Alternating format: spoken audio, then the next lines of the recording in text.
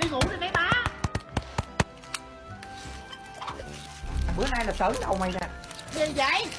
Mày đụng tới cái bọn của tao là mày chết. Áo đồng mày nha mày. Thấy không?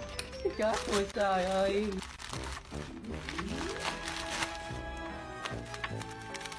Đi lên kia chơi.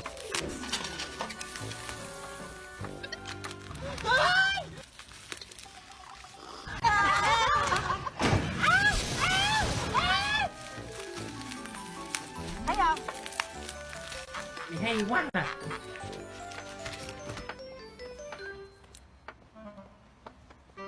Dốc hết tình này tao trả đời mày nè. Tao trả cho những gì mà mày đã gây ra thời gian qua. Tự nhiên cái vô nhắn tin cho mình. Ủa sao mày giàu quá.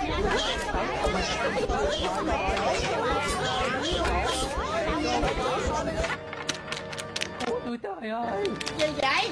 Tao chắc cha con mày luôn. Đập ống nè. Đập tan. Trời ơi, tưởng đâu mày ngon hả? Thôi tôi sợ. Thôi làm đi tôi không biết. I love you, Cà Mau, mông lo.